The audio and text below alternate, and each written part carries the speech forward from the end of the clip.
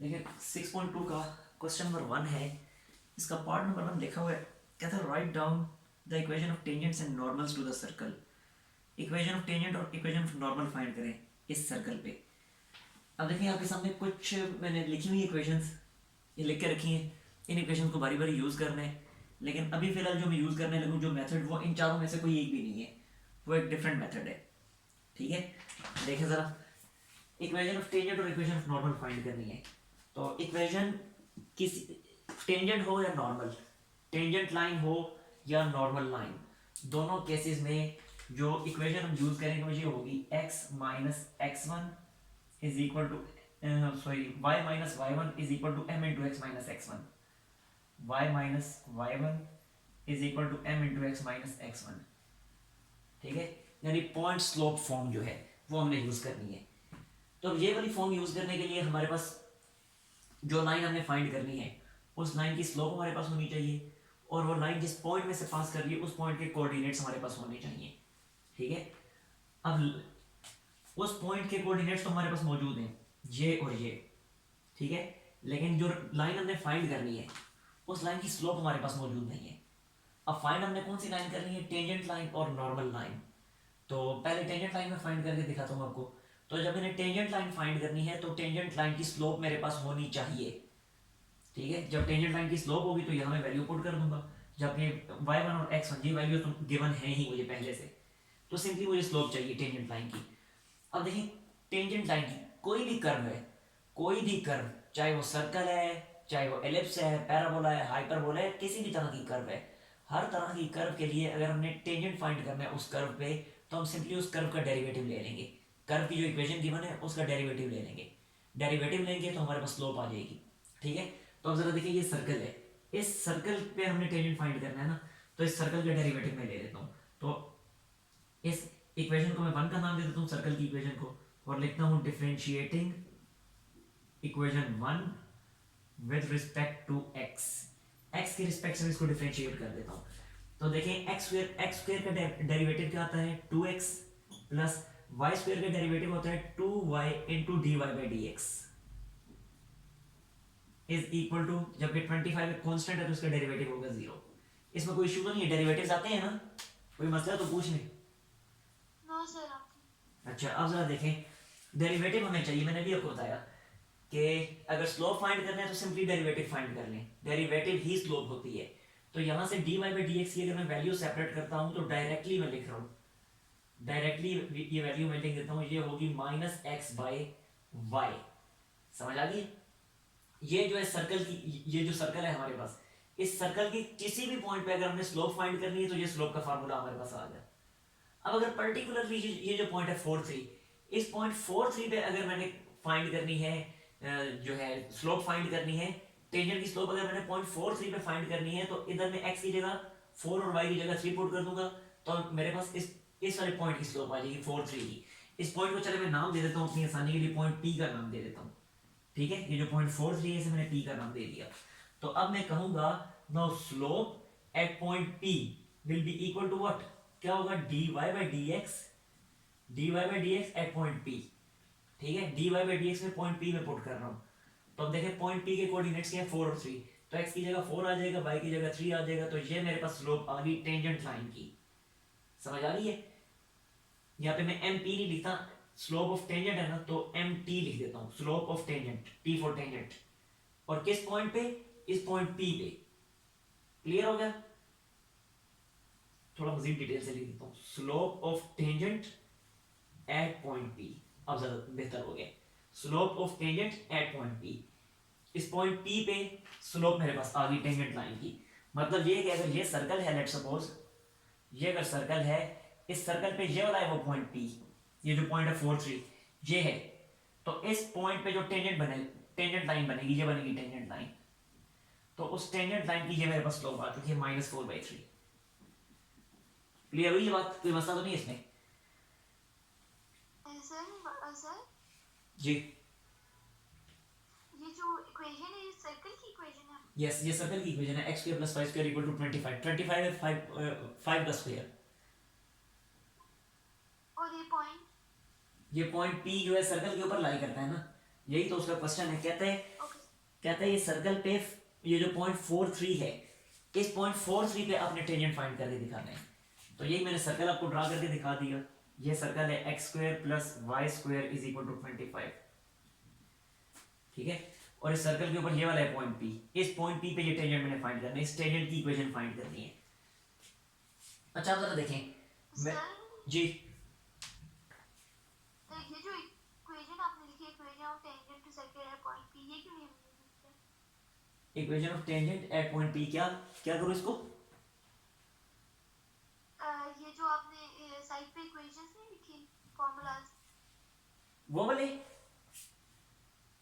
Yes sir, ये भी use कर सकते हैं, ये क्यों नहीं यूज किया? ये भी यूज कर सकते हैं। एक क्वेश्चन मैं आपको दोनों मेथड सिखा रहा हूँ ना, एक क्वेश्चन इस मेथड से करके दिखाऊंगा, दूसरा क्वेश्चन उस वाले मेथड से करके दिखाऊंगा, ठीक है। Okay sir. अच्छा अब जरा देखें, अब मेरे पास टेंजेंट लाइन की स्लोप आ गई है, अब मैं सिंपली ये वाली इक्वेशन यूज कर सकता हूँ, ठीक है।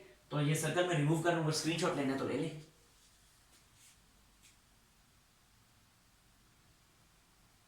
हो गया?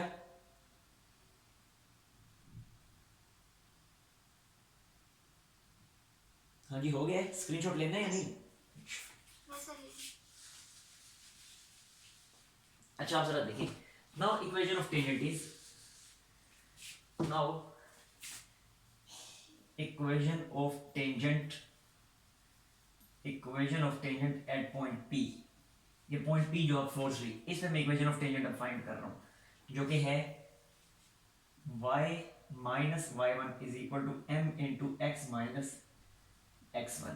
तो y माइनस y1 की वैल्यू है 3, m की वैल्यू आ गई -4/3, ठीक है। x माइनस x1 की वैल्यू क्या है? x1 की वैल्यू है 4, ठीक है। बस सिंप्लीफाई करना रहेगा, तो बनेगा 3y minus 9 is equal to -4x plus 16, और रीअरेंज करें तो बनेगा 4x plus 3y is equal to 25। तो this is equation of tangent, ये आ गई हमारे पास equation of tangent at point P, ठीक है। अब इस तरह इक्वेशन ऑफ नॉर्मल फाइंड करने का कहा जा रहा है। तो अब इक्वेशन ऑफ नॉर्मल अगर फाइंड करनी है तो इक्वेशन फिर से यही वाली यूज होगी, लेकिन अब हमें जो स्लोप चाहिए होगी वो नॉर्मल लाइन की स्लोप चाहिए होगी। अब नॉर्मल लाइन और टेंजेंट लाइन ये होती है, टेंजेंट लाइन अभी मैंने आपको ड्रॉ करके दिखा दी। टेंजेंट लाइन वो होती है जो किसी भी कर्व को सिंगल पॉइंट पे टच करती है, जैसे अभी सर्कल के लिए मैंने आपको ड्रॉ करके दिखाई थी। अब नॉर्मल लाइन क्या होगी? नॉर्मल लाइन होगी एग्जैक्टली उसके परपेंडिकुलर, एग्जैक्टली टेंजेंट लाइन के परपेंडिकुलर जो होती है वो नॉर्मल लाइन होती है। तो अब जब नॉर्मल लाइन और टेंजेंट लाइन एक दूसरे के परपेंडिकुलर है तो बड़ी सिंपल सी बात है, अगर टेंजेंट की स्लोप ये -4/3 है तो नॉर्मल की स्लोप क्या हो जाएगी? 3/4 हो जाएगी, ठीक है। तो मैं यहाँ पे डायरेक्टली लिख रहा हूं, now slope of normal line, slope of normal line, slope of normal line वो क्या होगी, उसको डिनोट कर देता हूं फिर मैं mn से। टेंजेंट के लिए mt लिखा था ना, तो नॉर्मल के लिए मैंने लिख दिया mn, और वो होगी क्या, क्योंकि नॉर्मल लाइन है टेंजेंट के परपेंडिकुलर है, तो इसलिए टेंजेंट की स्लोप को मैं इन्वर्ट करूंगा और साथ माइनस साइन लगाऊंगा, तो बन जाएगा 3/4। ये आ गई नॉर्मल लाइन की स्लोप। तो अब इक्वेशन ऑफ नॉर्मल फिर क्या बनेगी? Equation of normal, equation of normal मेरे पास फिर बनेगी अगेन यही y माइनस y1, तो ये लिखा y माइनस और y1 की जगह यही पॉइंट आ गया 3m, m की जगह अब नॉर्मल लाइन की स्लोप चाहिए तो 3/4, तो ये लिखा 3/4 और x माइनस x1 फिर यही आ जाएगा 4, ठीक है। अब जैसे इसको मैंने सिंप्लीफाई करके इक्वेशन नहीं है, इसको भी आपने सिंप्लीफाई करके इक्वेशन बना लेनी है। अब इसका स्क्रीनशॉट लेने और अगर भी कोई इशू है तो पूछ लें। अब कंप्लीट इसको आपने खुद ही करना है इक्वेशन ऑफ नॉर्मल को। अच्छा अब इसी तरह ये दूसरा पॉइंट है 5 cos थीटा 5 sin थीटा, इसके लिए भी अब यही करना है, ठीक है। तो इस पॉइंट को मैं नाम दे देता हूं पॉइंट Q का,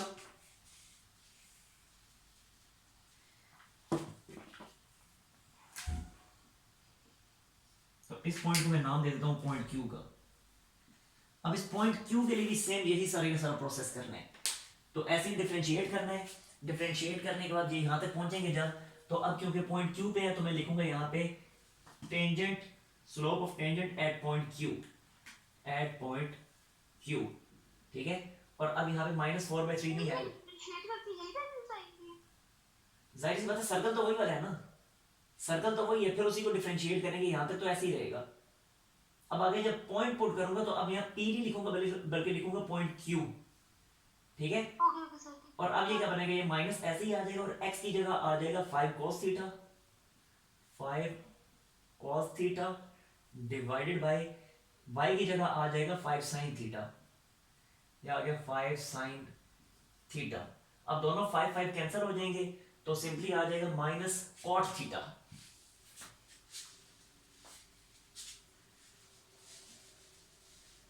स्क्रीनशॉट ले लिया था ना? Yes sir. तो देखें अब ये क्या बनेगा, now this is equal to, ये टेंजेंट लाइन की स्लोप क्या बनी पॉइंट क्यू पे, वो बनी 5 और 5 कैंसिल तो minus cos theta by sine theta. इसको ऐसे ही रहने थे, कॉट थीटा लिखने की जरूरत नहीं है, बस ऐसे ही रहने थे minus cos theta by sine theta, क्योंकि अभी सिंप्लीफिकेशन भी होनी है। अच्छा अब स्लोप आ गई मेरे पास, तो अब मैं इक्वेशन फाइंड कर लेता हूँ टेंजेंट लाइन की। तो इक्वेशन ऑफ टेंजेंट, देखिए इक्वेशन ऑफ टेंजेंट में क्या बनेगी, तो इक्वेशन ऑफ टेंजेंट के लिए फिर से वही लिखूंगा y minus y1 is equal to m into x minus x1। तो y माइनस y1, अब y1 क्या है मेरे पास, वो है 5 साइन थीटा, तो ये लिख दिया 5 साइन थीटा, ठीक है, इज इक्वल टू m की जगह स्लोप, स्लोप क्या है minus cos theta by sine theta, तो ये लिख दिया minus cos theta by sine theta, और फिर x माइनस x1, तो x माइनस x1 अब क्या है, वो है 5 cos थीटा, तो ये लिख दिया 5 cos थीटा। मल्टीप्लाई करनी तो बनेगा y sine theta minus 5 sine square theta, 5 sine square theta is equal to minus x cos theta, और फिर बनेगा प्लस 5 cos स्क्वायर थीटा। ठीक हो गया।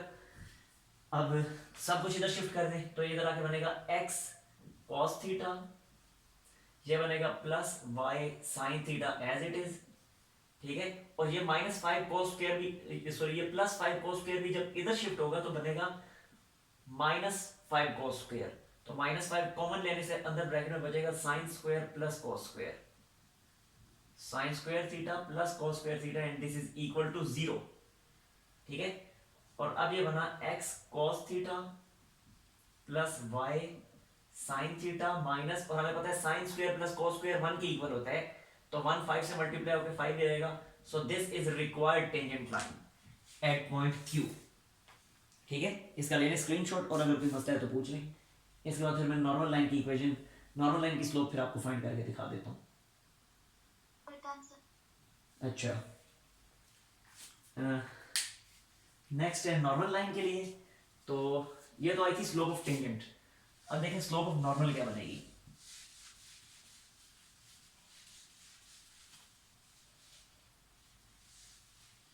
Now slope of normal MN, slope of normal line वो क्या बनेगी। देखें टेंजेंट, अभी मैंने आपको बताया टेंजेंट और नॉर्मल एक दूसरे के परपेंडिकुलर लाइंस होती हैं, तो जब टेंजेंट की है minus cos theta by sine theta, तो नॉर्मल की क्या होगी, इसको इन्वर्ट करें और साथ नेगेटिव साइन लगा दें, तो ओवरऑल बन जाएगा sign theta by cos theta. ये स्लोप आ गई नॉर्मल लाइन की। और अब इक्वेशन ऑफ नॉर्मल फाइंड करनी है तो फिर ये प्रोसेस रिपीट होगा, इक्वेशन ऑफ नॉर्मल लाइन। तो इक्वेशन ऑफ नॉर्मल क्या बनेगी, again y minus y1 is equal to m into x minus x1, तो y माइनस y1 की जगह फिर क्या आ जाएगा 5 साइन थीटा आ जाएगा इज इक्वल टू m की जगह क्या आ जाएगा, अब क्योंकि नॉर्मल लाइन की इक्वेशन फाइंड कर रहे हैं तो m जो है नॉर्मल लाइन की स्लोप है, जो कि है sine by cos, sine theta by cos theta, आगे है x माइनस x1, और x1 क्या है 5 cos थीटा। और अब मेरा ख्याल है ये हो जाएगा। इसका ले लें स्क्रीनशॉट और अगर कोई इशू है तो पूछ लें।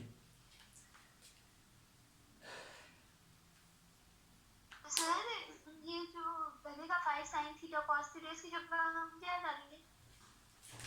देखें जरा, ये बन जाएगा y cos theta minus 5 sine theta cos theta ठीक है, is equal to x sine theta और फिर बनेगा -5 साइन थीटा कॉस थीटा। ठीक हो गया। अब इधर ही शिफ्ट या ऐसे करें कि इसको उधर शिफ्ट कर दें, मतलब ये तमाम टर्म्स जो है लेफ्ट हैंड साइड वाली इनको राइट पे शिफ्ट कर दें, तो ये सिंपली बन जाएगा x साइन थीटा, ऐसे ही लिखा, ये y cos थीटा इधर शिफ्ट किया तो बना -y cos थीटा, जबकि दूसरी तरफ देखें ये -5 साइन थीटा cos थीटा है ना, तो उधर आगे बनेगा +5 साइन थीटा cos थीटा, तो इसके साथ कैंसिल हो जाएगा ना, तो कैंसिल होने के बाद दिस इज इक्वल टू 0, खत्म। This is required normal line. ठीक है, अब ले लें स्क्रीनशॉट। Done sir. नेक्स्ट है क्वेश्चन नंबर 2।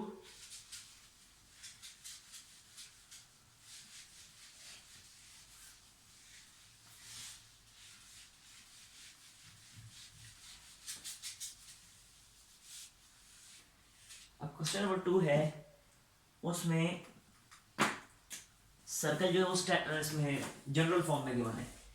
पहले वाला जो अभी जो मैंने भी सॉल्व किया उसमें सर्कल स्टैंडर्ड फॉर्म में गिवन था, अब सर्कल जनरल फॉर्म में गिवन है नंबर 2 में। ये है 3x square plus 3y square plus 5x -13y plus 2। इसकी टेंजेंट और नॉर्मल दोनों फाइंड करनी है एट पॉइंट 1 एंड 10/3। ठीक है, अच्छा अब जरा देखें, अब इसके लिए फिर वही अभी जो मैंने पूरे का पूरा जो प्रोसेस अभी किया है उस प्रोसेस को रिपीट करके भी इसको किया जा सकता है, लेकिन अब ये क्योंकि एक दूसरा मेथड भी आपको सिखाने जो कि ये वाली इक्वेशन है, इक्वेशन ऑफ टेंजेंट और इक्वेशन ऑफ नॉर्मल, यानी ये दो इक्वेशन अब यूज करके हमने इक्वेशन ऑफ टेंजेंट और इक्वेशन ऑफ नॉर्मल फाइंड करनी है इस सर्कल के लिए, इस पॉइंट पे, और इस पॉइंट को मैं नाम दे देता हूँ पॉइंट पी का। अब इसके लिए फिर देखें मैं रिक्वायर्ड क्या क्या है। देखें अगर पहले मैं इक्वेशन ऑफ टेंजेंट फाइंड करना चाहता हूँ तो मुझे पॉइंट गिवन है चाहिए होगा x1 y1 जो कि ऑलरेडी गिवन है 110/3, फिर मुझे चाहिए होगी g की वैल्यू, f की वैल्यू, c की वैल्यू। तो फिर मैं इस वाली इक्वेशन को, सर्कल की इस इक्वेशन को, सर्कल की जो जनरल इक्वेशन थी x square plus y square plus 2gx plus 2fy plus c equal to 0, उसके साथ कंपेयर करके f g और c की वैल्यू फाइंड कर लूंगा, और फाइंड करने के बाद यहाँ पुट करूंगा तो रिक्वायर्ड टेंजेंट लाइन मुझे मिल जाएगी। ठीक है, तो देखें मैं लिख देता हूँ, इसमें 1 का नाम दे देता हूँ और इसमें कहता हूँ कि कंपेयरिंग इक्वेशन 1 विद, किसके साथ कंपेयर करना है, इसके साथ। एक मिनट ठहर लें, पहले इक्वेशन 1 को सिंपलीफाइड फॉर्म में लिखना है ना, कंपेयर बाद में करना है, पहले इसको सिंपलीफाइड फॉर्म में लिखना है, क्योंकि हमें पता है जनरल इक्वेशन जो थी वो ये थी सर्कल की, x square plus y square plus 2gx plus 2fy plus c equals to 0, ये जनरल फॉर्म थी। तो ये जनरल फॉर्म में देखें एक्स स्क्वायर और वाई के स्क्वायर के कोएफिशिएंट्स 1 1 है, जबकि यहाँ अभी 1 1 नहीं है, तो पहले यहाँ हमने कोएफिशिएंट्स एक्स स्क्वायर और वाई स्क्वायर के 1 1 बनाने हैं। उसके लिए इस इक्वेशन 1 को मैं 3 से डिवाइड करूंगा, डिवाइडिंग इक्वेशन 1 बाय 3, तो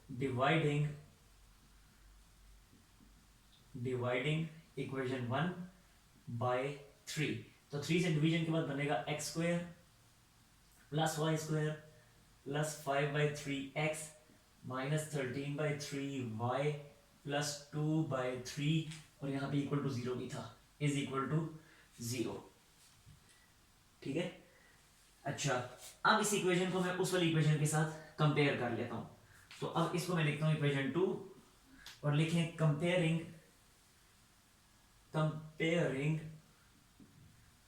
इक्वेशन नंबर 2 बाय, उसे मैं 3 का नाम देता हूं, बाय इक्वेशन नंबर 3।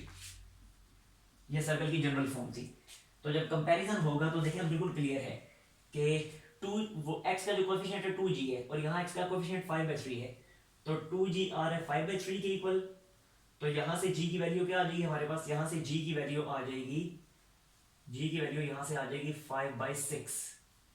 ठीक हो गया, ये आ गई g की वैल्यू। अब अगर f की वैल्यू फाइंड करनी है तो 2f जो है वो -13/3 के इक्वल होगा, तो ये लिखा 2f इज इक्वल टू -13/3 3, तो यहाँ से f की वैल्यू क्या आ जाएगी -13/6, ठीक हो गया।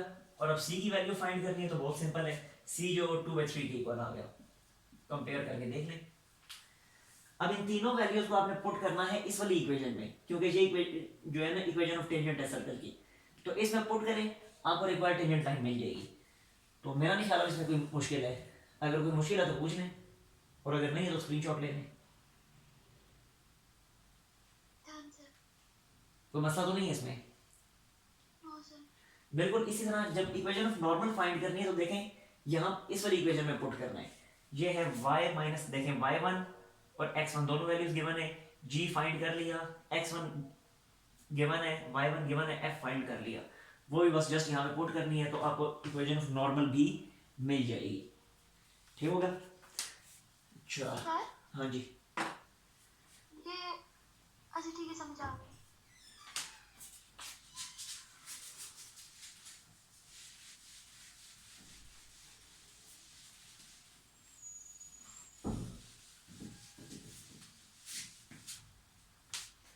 नेक्स्ट है क्वेश्चन नंबर 3 है, 3 है, हाँ 3 है।